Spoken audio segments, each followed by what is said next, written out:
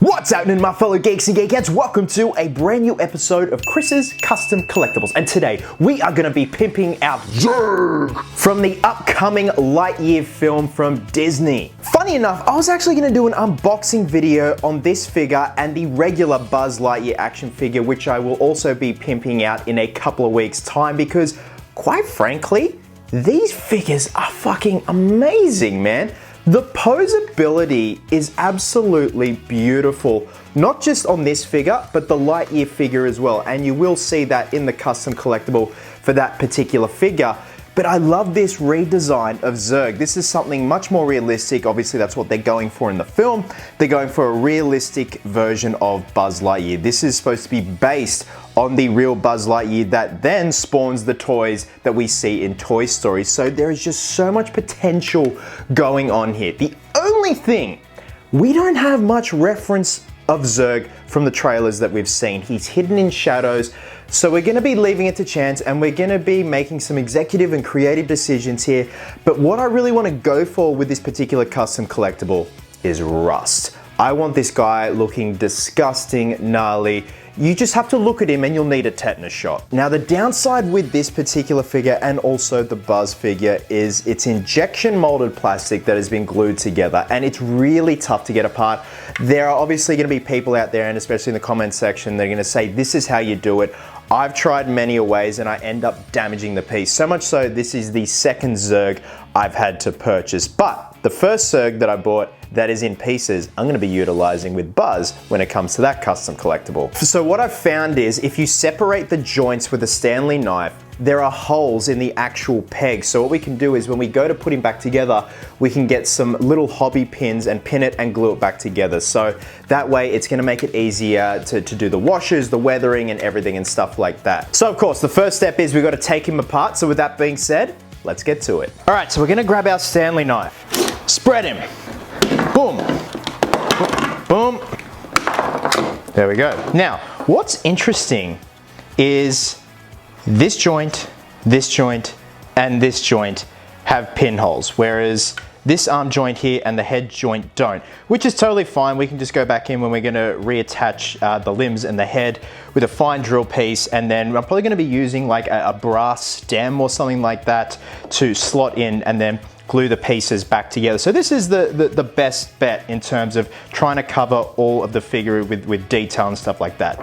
Now the next step is we're gonna get some black kiwi shoe polish, and we're not gonna be watering it down this time. Now we're gonna be covering all of the pieces of the figure with this, and we're gonna let it set and then scrub away the excess, because obviously what we wanna do is get in all that beautiful robotic detail there. And again, we're aiming for rust and oil leaks and stuff like that, so I really want this detail picked up. So I already did a test on the original Zurg figure that I bought that I will be utilizing with the Buzz custom collectible, and I did this method, and the detail pops so much when you scrub away the excess. So we're gonna cover the entire figure, like I said, all the pieces, let it dry, and then we're gonna take a Scour sponge with some warm water and scour away the excess.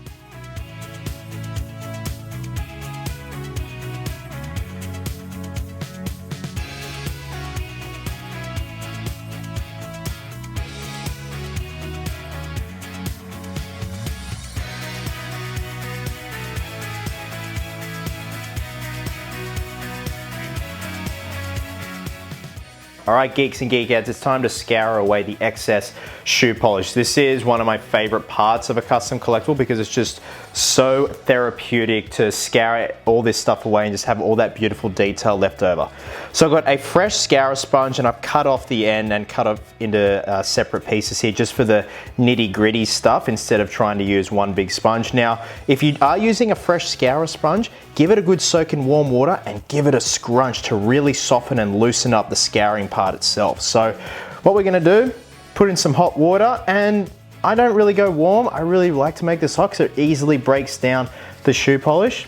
And then we're just gonna scour away the excess. Look at that, oh my God, I love this. It's so therapeutic to do. All that beautiful detail that's in this sculpt, absolutely love it. And we're just gonna continue this over the torso here and then also over the rest of the other pieces that we've got. And already I'm loving how this is looking. This is just great. And make sure to, whoop, I got a notification. Make sure to also give all the pieces a wash just to get rid of any excess watered down shoe polish that might be lingering around any certain places that might build up or gather up in other areas.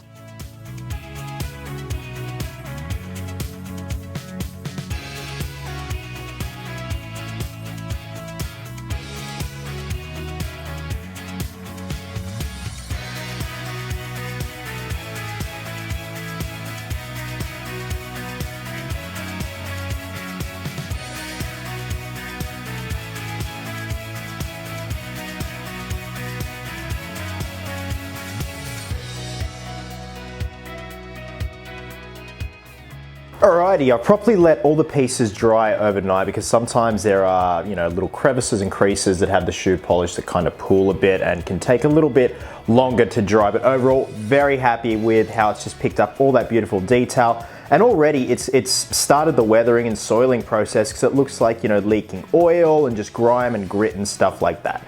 So the next stage is we're gonna grab some silver leaf rub and buff. I love rub and buff. It just works a treat and can just bring out so many details and make details pop. So we're gonna be utilizing the silver rub and buff on all the gray areas and really make them pop, bring out the detail and make them much more metallic.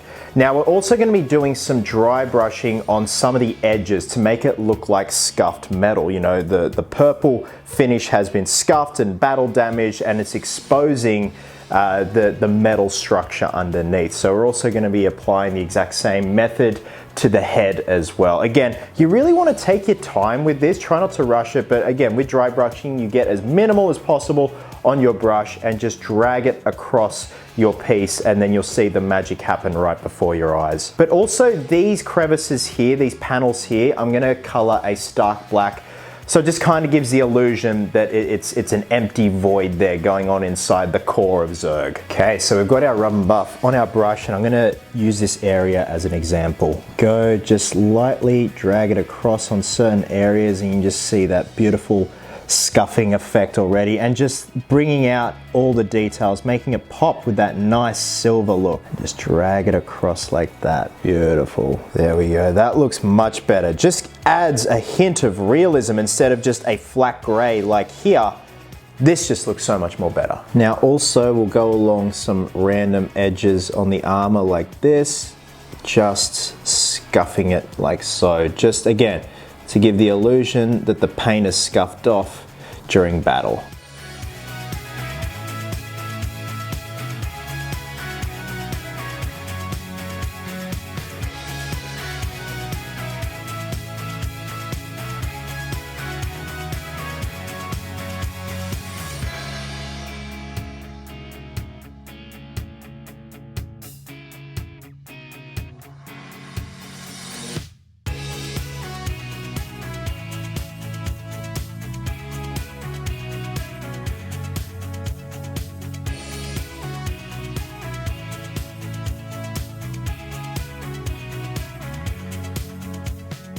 Alrighty, it's time to work on the rust effects. And again, we're going for something really manky and just this Zurg has just been beaten down, rusted, not taken care of. So as always, I've just grabbed some burnt sienna. This is a student acrylic, the Lenny Decorator acrylics, and just watered it down. And this time, not too much water.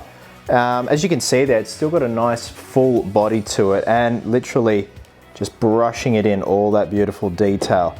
Now, if you brush it on the pipes here where I applied the black acrylic, and it starts to break off the black acrylic, leave it. It looks great and it just helps with the breaking down effect and just everything's oxidizing on the suit and stuff like that, and it just will add a great effect. Now, we're then gonna dab away the excess, and when you leave it to dry, much like other custom collectibles, the student acrylic helps matte the piece as well, which I love. Now it might be one of those things, if you really want to rust him up, you can do a second pass after the first pass is dried. Totally up to you. And you could also go in, which we might do afterwards, just with some unwatered down acrylic and just really rust up certain areas, especially these vents here, like these vent slash jetpack areas would probably have a lot of rust and decay and stuff like that.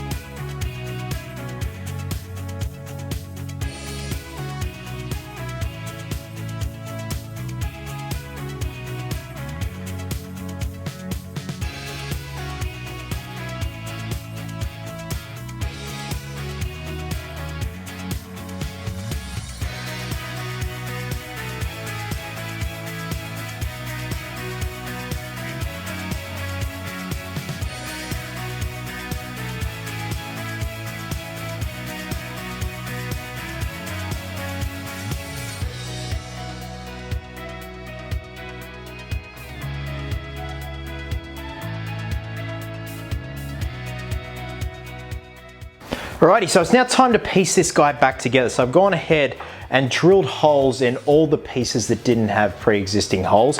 Now we're going to be using some aluminium tubing. Now I've got some K&S precision metals. I've been using this stuff since the OG days of building Freddy gloves since I was like 12, 13 years old. So I've stemmed it pretty well. It fits in there perfectly, but we're also going to be using some cheap and nasty super glue to back up all of the joints when these are placed together. So it's just gonna add a bit of insurance when we piece this guy back together, just to make sure he's gonna hold. Now I went over this section here just with a matte black student acrylic, just hand painted it on, and I will dry brush this area with silver rub and buff. Again, this was all purple, again, just to break up the monotony and just keep the kind of flow going of the inner workings of the mechanics of Zurg going all the way down to here. And then obviously we have the outer exoskeleton armor here.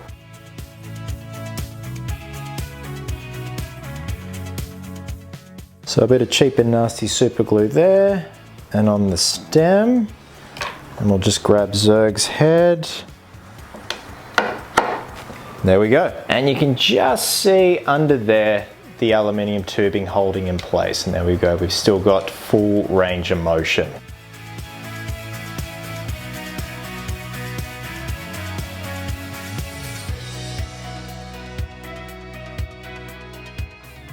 Now, one last thing before we wrap the figure up and move on to the base is we're going to be doing some detail work. Now, what I've noticed is there is too much silver and purple going on. We need to break things up so it's not as monotonous.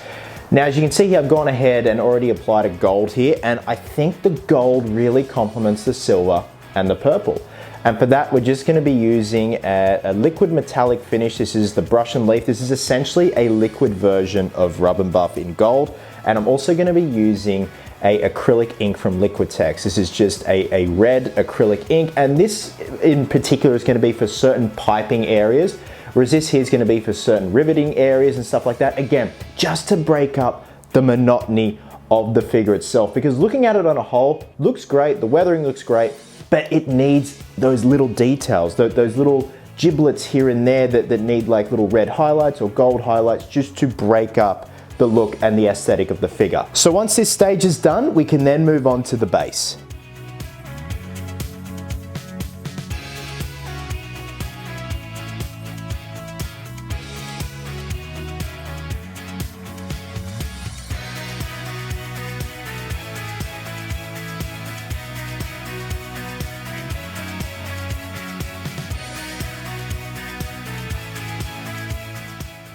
Alrighty, so I've just pulled up to my second home, Bunnings Warehouse. We're going to go into the plumbing section. I'm going to find a base for Zurg.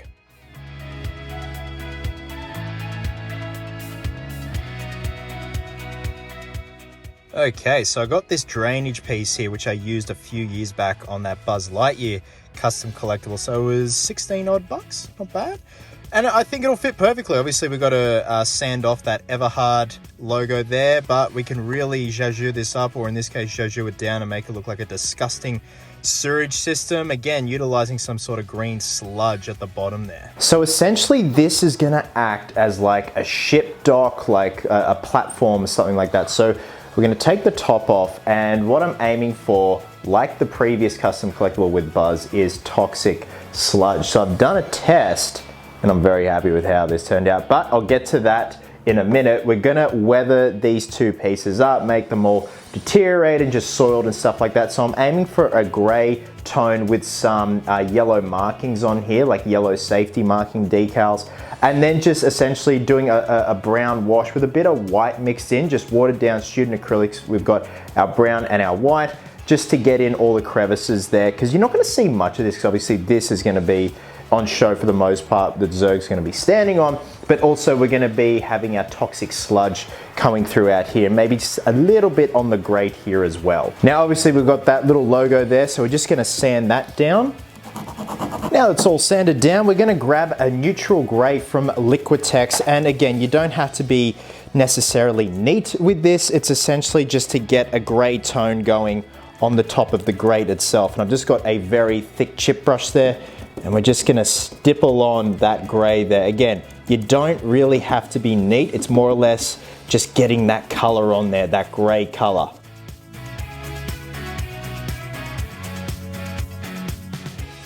All right, I've got some delicate masking tape all laid out, ready to stencil on the safety marking. So I'm just gonna be using a yellow student acrylic. And again, I've just got that really nasty looking chip brush there. Again, perfection is not what we're aiming for. We just kind of want to get the idea that there are decals on here, like safety decals.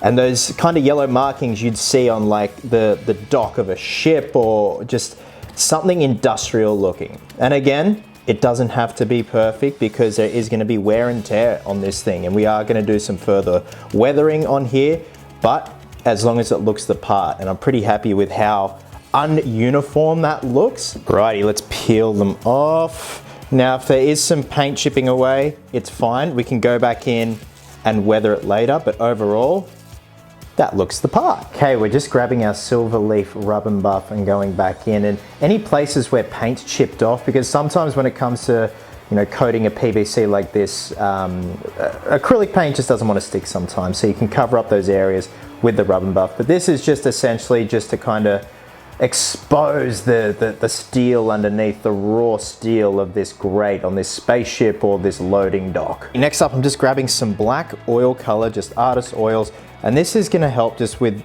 just some staining just around certain parts of the grate, because as we can see, it looks a bit too uniform. Like, we have gone in with the dry brushing, but we do need areas where, you know, it's darkened, it's blacker and stuff like that, and just overall staining and wear and tear and soiling on a grate like this. So, you know, be sporadic, doesn't have to be perfect, and just kind of try and make it organic as you see fit. Just like charring marks as well, like if there's fire or something that's come up from underneath the grate and stuff like that. Okay, we've got our watered down mixture of brown and white. Essentially, it's just to lighten the burnt sienna, especially because we're going against black. We've really got to make this pop. So again, we're just going to do a big wash over everything, even though you're not going to see much of this section because it is going to be covered by the grate and also that eventual toxic goo concoction I'm going to show you very shortly. But we need it all to unify together and just look absolutely disgusting.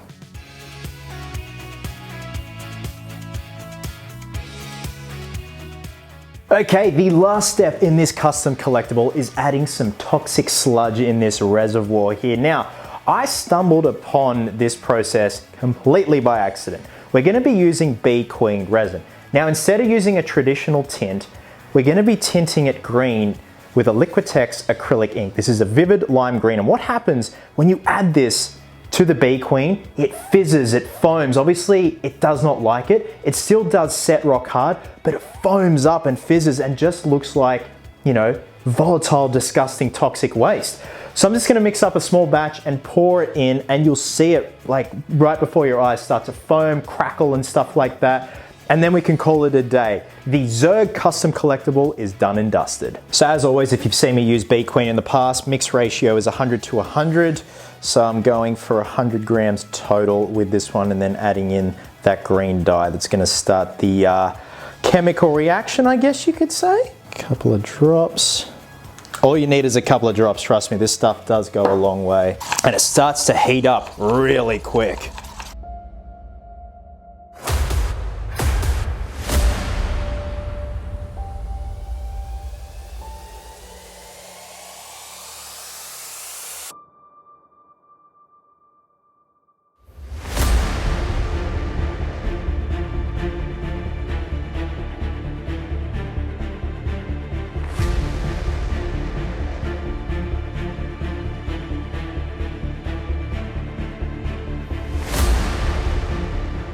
And there we have it, guys. Zurg is done and dusted, and next up is the big guy himself, Buzz Lightyear. Like I said, I have another Zurg here in pieces. I'm going to be utilizing bits of that with the Buzz custom collectible, but overall, really stoked with how this one turned out, and those gold/red accents just really broke up the monotony of the purple and the metallics and just really added to the overall aesthetic of what we were going for with just grime, rust, dirt, wear and tear.